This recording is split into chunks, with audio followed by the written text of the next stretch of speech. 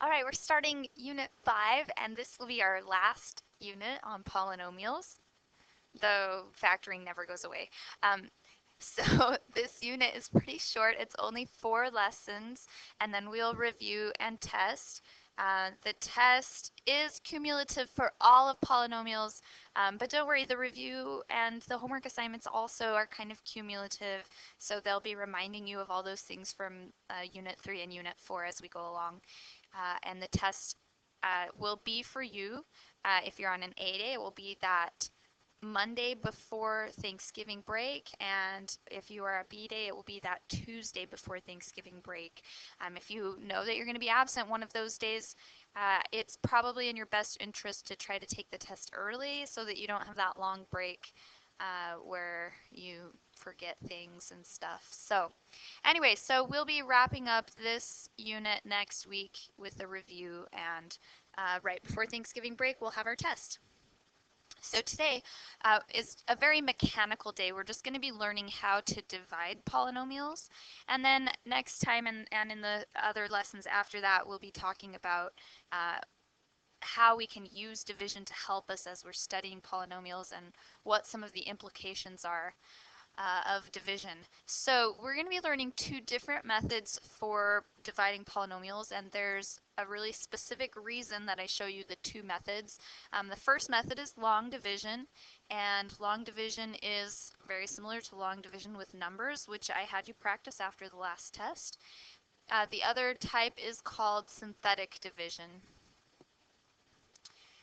So just as a quick reminder on vocabulary, if I talk about the dividend, that's the thing that you want to divide. That is, oh, whoops, sorry. The dividend is what goes underneath that division symbol, and it's the quantity or the polynomial that you want to divide. The divisor is the thing that you are dividing by, and the answer to a division problem is called a quotient. So if your homework assignment says something about what's the quotient, it's asking you to divide. And then remainder, of course, is any leftover quantities that you have when you're dividing, and we'll be talking about remainders today. So those are just some vocabulary words. So if I say a word and you're not sure what it is, look back at your little vocabulary list. Okay, so I said I would teach you 2 methods. I want to tell you why I'm teaching you 2 methods. The reason is that long division always works. Okay, it always works no matter what 2 things you want to divide. You can always get long division to work. However, long division is hard. It's not easy. The algorithm itself isn't that difficult, but there tends to be a lot of errors and mistakes with long division, a lot of sign problems and things that cause you to go wrong. So even though it always works, it's pretty difficult. So this other method is called synthetic division, and it's kind of like using shorthand, and it's much easier, and people tend to not make errors while they're using synthetic division. The problem is, and the reason why I don't just teach synthetic only, is that synthetic division only works with certain types of division. You have to be dividing polynomials by a simple linear binomial that has a coefficient of 1. So it only works in some very specific cases, but it's much, much easier once you learn how to do it. So we have this easy method that we probably prefer to use most of the time. We have this more difficult method, long division, that we only use when we have to. So that's why there are 2 methods. Or why I teach you 2 methods, I guess. Okay, so this first one, we want to divide using long division. What is f of x divided by g of x? Well, we set up our long division problem with our division symbol, and we write our polynomial f of x, which we want to divide by g of x. And our g of x, our divisor, is 2x. So this is very similar to the division with numbers. you kind of think, how many times does 2x go into 6x squared? But wording it that way with numbers works really well, and it's easy for people to think about usually. But with polynomials, that wording is a little bit trickier to think about, because how many times does 2x go into 6x third? It just sounds a little bit weird. So with polynomials, I almost think instead, what do I want to multiply this 2x by that will give me a 6x to the third? And probably most of you can immediately tell that you need a 3 and you need an x squared. So we write that quantity on the top, a 3x squared. And typically I would align it directly above the other x squared term. So they're kind of lined up, and when we get to the end of this problem, I'll tell you why I do that. So now that we've decided what goes here on that top row, we multiply by the 2x and we write it underneath. So the 3x times the 2x gives me a 6x to the third, and I write that down underneath its like term. And if you remember the division algorithm, you'll remember that your next step is to subtract that quantity. Well, 6x to the third minus 6x to the third reduces to 0. And that was our goal. That's the reason we chose 3x squared, was so that we could reduce that first term to 0. And then everything else we can just bring down. Really, when we're bringing down, we're adding or subtracting 0 is what we're doing. So now we have this new polynomial at the bottom, 12x squared minus 28x plus 5, and we're just going to repeat that process. So we think about that 2x that we're dividing by, our divisor 2x, and we think, what can we multiply that by to get this 12x squared? And so hopefully you decide, well, we need 6 and we need an x. And I want it to be exactly the same as the 12x squared, so it's going to be a positive 6x. So we multiply that 6x by the 2x, and we get 12x squared. And the division algorithm tells us we want to subtract.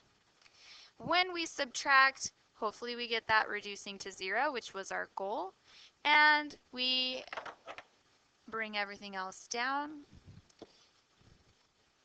And we repeat that process. And this time we're thinking about that 2x and what we want to multiply it by to get this 28x, and it's a negative 28x. So we want a negative 14 at the top. And now we multiply that negative 14 by the 2x, and we get a negative 28x. We wanted it to be exactly the same, and it is. And our division algorithm tells us we want to subtract that.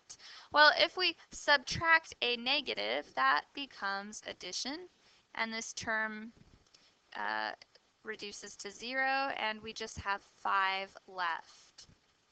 Well, we have an x squared term up here at the top. We have our x term. We have our constant. This 5 left at the bottom is the remainder.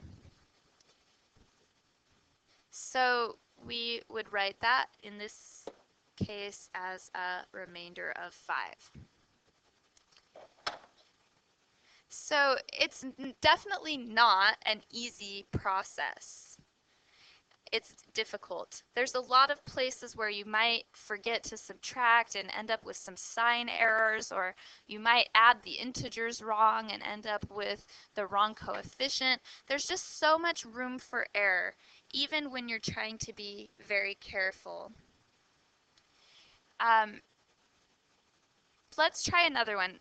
In this first example, we just divided by a monomial. We divided by 2x.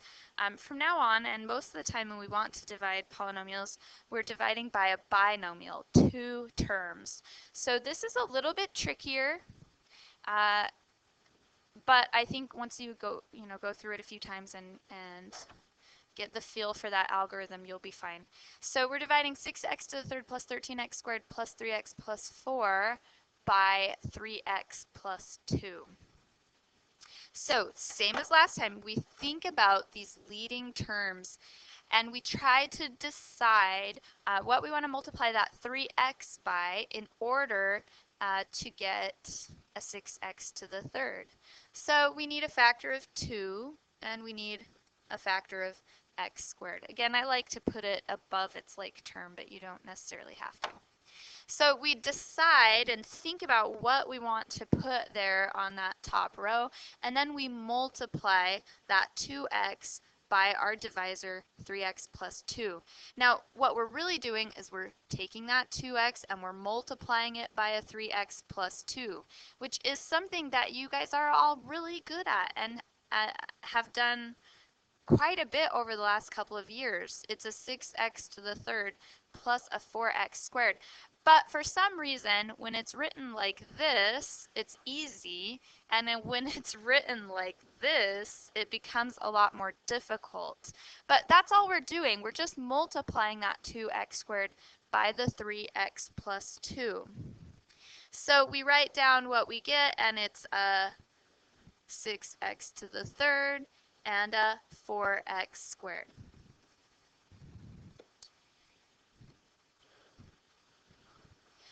It has to multiply both terms, so that's the trickiest part. Sometimes people forget that they also need to multiply by the 2. So now that we decided what we wanted on the top and we multiplied it and wrote it beneath, now we subtract. And be careful here because what we're really doing is subtracting that whole quantity. So you have to remember that that subtraction applies to both parts. It applies to the 6x to the third and it applies to the 4x squared. So when we subtract it, that first term reduces to 0, which was our goal, was to reduce that term. And this 4x squared is going to change the coefficient of our x squared term. We're not just bringing down the 13 this time. This time we have 13x squared minus 4, which is 9x squared. And I'll bring down everything else. I like to bring it down all at once. And now we just repeat that process, but now we're thinking about 9x squared plus 3x plus 4. So we think about that 9x squared and we decide what we want to put on the top so that we have a 9x squared. And we need a factor of 3 and we need a factor of x. So we multiply that 3x by the 3x plus 2, and this is what we're doing. We're just distributing that, but just make sure you don't forget to multiply that second term. 3x times 3x is 9x squared. 3x times 2 is 6x. And we are going to subtract. That first term reduces to 0. And our second term here, a 3x minus a 6x, is a negative 3x, and we bring down the 4. And we're almost done. We're getting close to the end. So now we repeat that process for the polynomial negative 3x plus 4.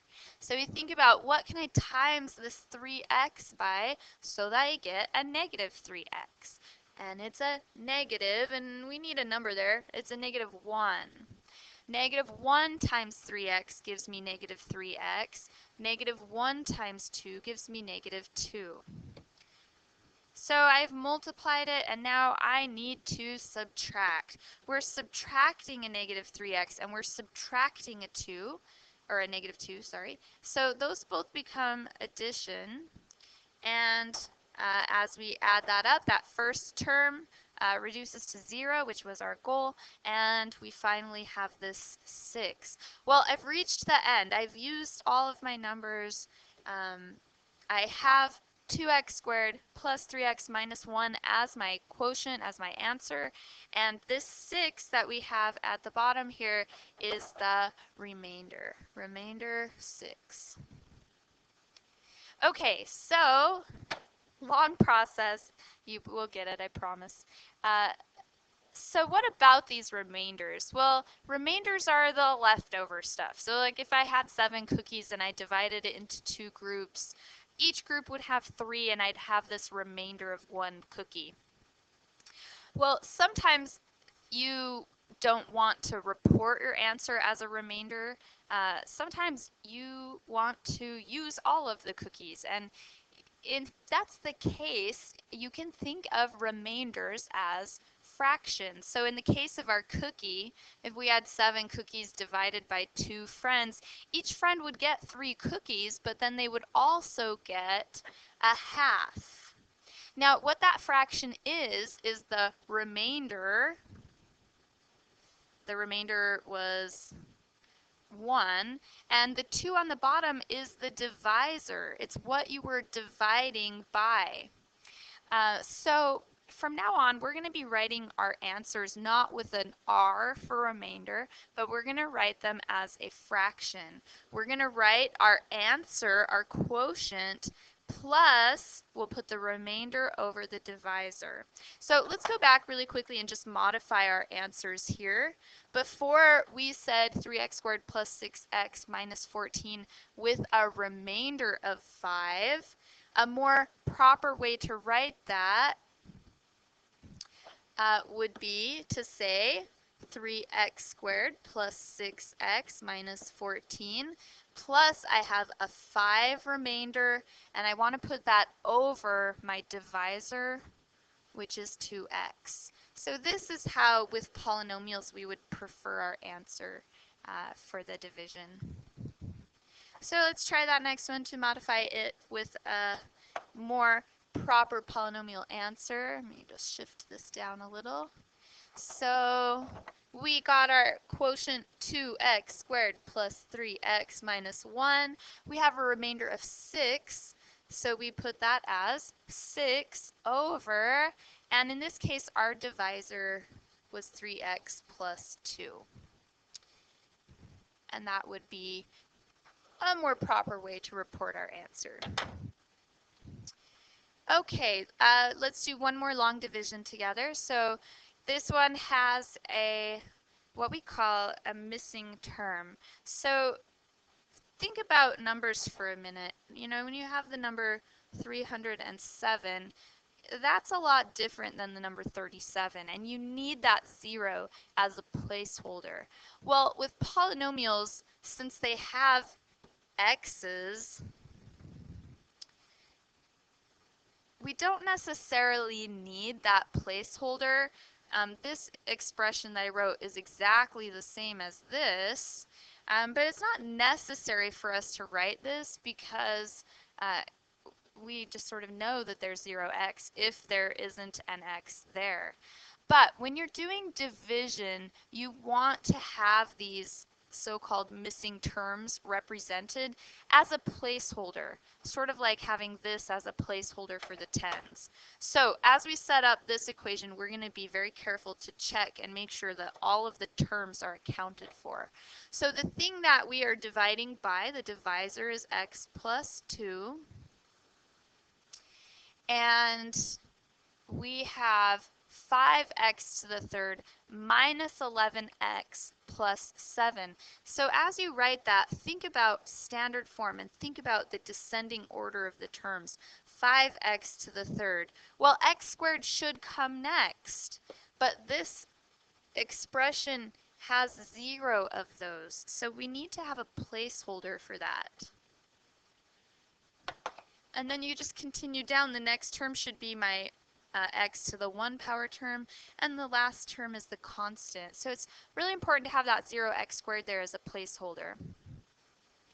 So if you're doing a division problem and you find that you're not getting the right answer, sometimes that's something to check. Did I have a missing term that I forgot about? All right, so we're going to repeat that process. We're looking at this leading term of x, and we're trying to decide what we want to multiply by to get 5x to the third. Well, we definitely need a 5, and we'll need 2 more factors of x. We need 5x squared.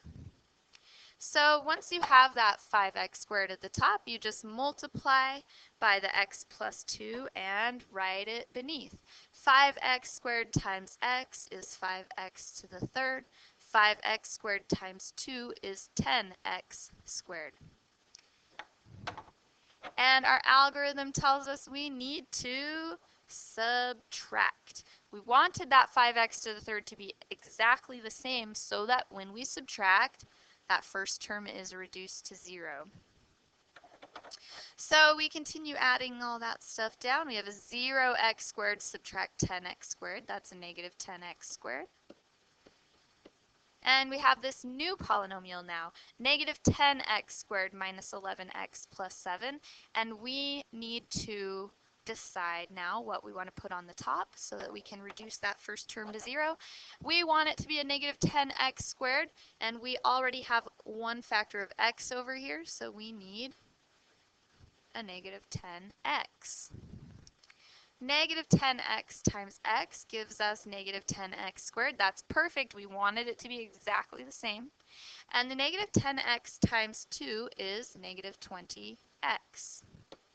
Okay, so the next thing we want to do is subtract that. Well, this becomes positive, both of them, because we're subtracting negatives. And that first term reduces to 0 just like we wanted. Negative 11x plus 20x is 9x. And we bring down the 7. So now we're thinking about what do we want to multiply this x by up here so that we get a 9x. And hopefully you see that we want to multiply it by 9. 9 times x is 9x. 9 times 2 is 18. Don't forget to multiply both terms. And we want to subtract. So when we subtract that, we get, in that first term, 0. 9x subtract 9x is 0. 7 minus 18 is negative 11.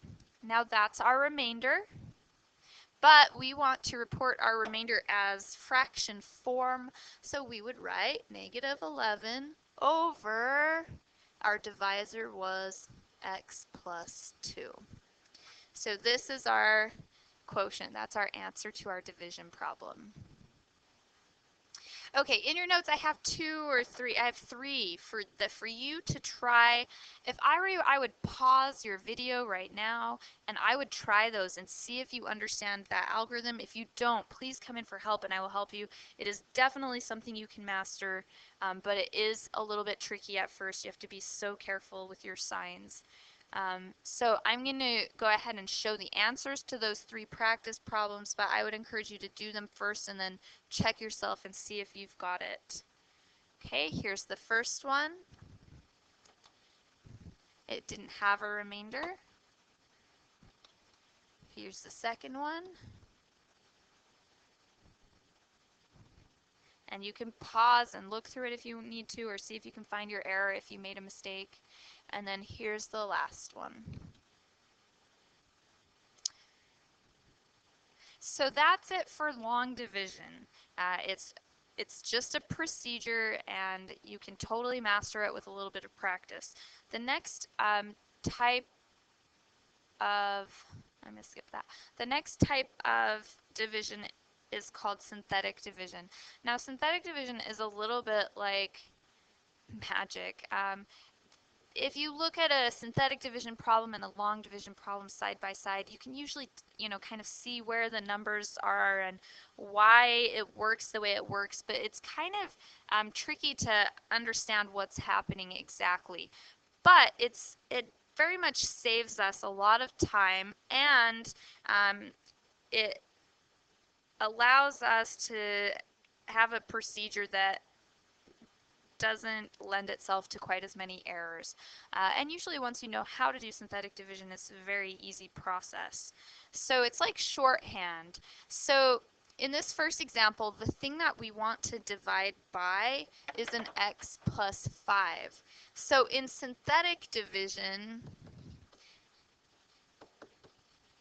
what you use is the 0 that goes with that factor,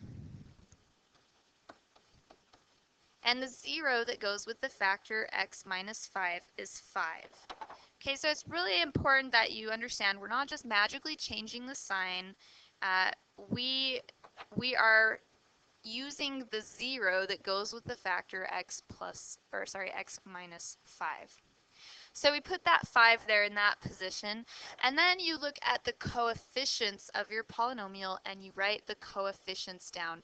This stands for 1x to the third.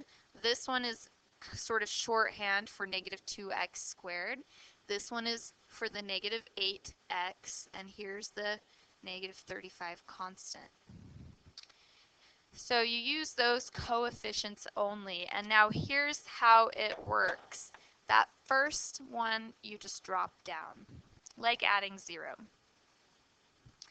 And then you take this number that's now at the bottom and you multiply it by the zero of the function, which in this case is 5. 1 times 5 is 5, and that number goes in the next column.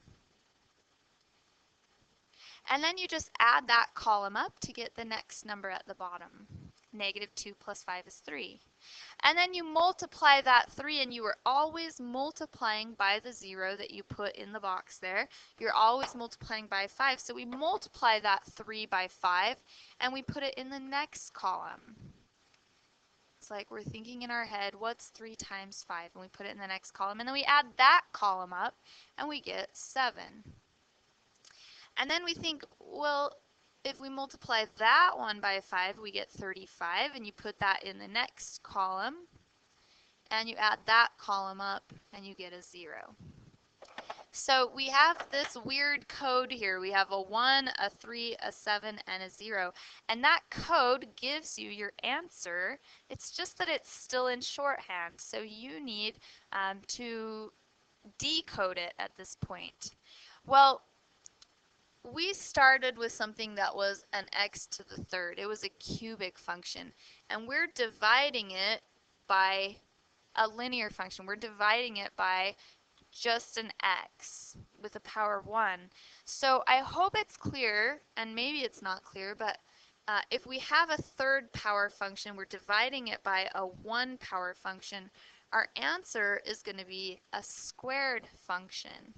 And that's what these numbers here are at the bottom. They're the coefficients. And that first one is going to go with the squared power.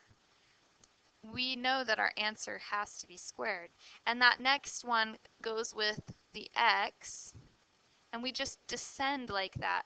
The power 2, the power 1. The 7 is not any power of x, it's power 0. And then the last number, the very last number is always what the remainder is.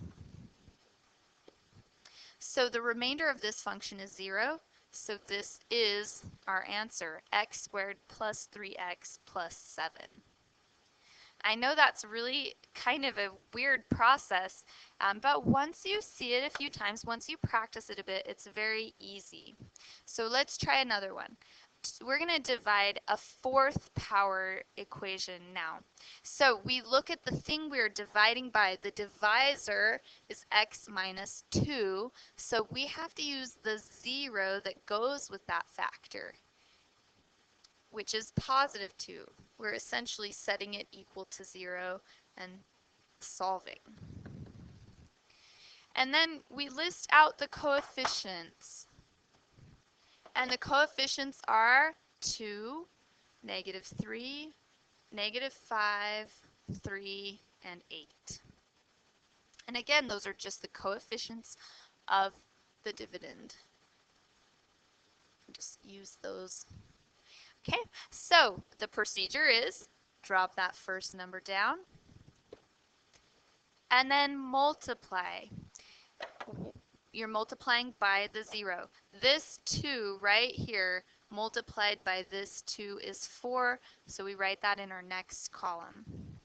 And then we add that column up. Negative 3 plus 4 is 1. And we multiply that 1 by the 0, 2, and we write it in the next column. And then we add that column up, negative 3. So we multiply by 2, and we put that in the next column, and we add it up. It's another negative 3. And we multiply again. We multiply every time by this 0. We multiply by 2, we put it in the next column, and we add it up. Okay, so we have our answer now. It's just that it's still in shorthand. We need to decode it. So our original problem was an x to the fourth. We're dividing it by an x. Our answer is going to be an x to the third power. With synthetic division, it's always one power less than you started with. So this is going to be 2x to the third plus 1x squared minus 3x minus 3. That last number is the remainder. So that would be plus 2 over, my divisor was x minus 2. So this would be our final answer. Let's try one more of those. I promise you'll really get the hang of it soon. All right, so this one again has what we call those missing terms. So you have to be really careful with synthetic division to have those placeholders. So this one has an x to the third, it has a negative 6x squared, it has 0x, and we need to make sure we have that 0x represented. So we're dividing this time by x plus 2. So the 0 that we're going to use with our synthetic division is negative 2. So if we list our coefficients out, we have 1x to the third, negative 6x squared, we have 0x, and we have 9. Really important to have that 0 there. So our procedure, drop it down. Now we multiply by our 0. Our 0 in this case is negative 2. 1 times negative 2 is negative 2. That goes in the next column. And then you add that column up. Negative 8. Now we multiply that negative 8 by negative 2 and we put it in the next column. That's a 16. And we add it up. And we multiply it. 16 times negative 2 is negative 32. And we add that last column up. Negative 23. And that's our answer, but right now it's still in code. So our original problem started with an x to the third, a cubic function. So our answer is going to be a quadratic. It's going to be a squared power of x. So our final answer would be 1x squared minus 8x plus 16. And this last bit is the remainder, minus 23 over, our divisor was x plus 2. So there it is. Again, just like last time, I have 3 problems you can look through in your notes. Check yourself. I'll put the answers up now. So if you want to pause and see if you can do those ones by yourself, that would be awesome. Or you can just look through them, whatever works for you, just so that you know how to do it. Here's that first one. Here's the second one, and you can pause if you need to. And here's the last one. So if you need help with either of these procedures, either the synthetic or the long division or both, please come in and I will be happy to help you. And next time we'll be learning more about how to use this to help us with our polynomials.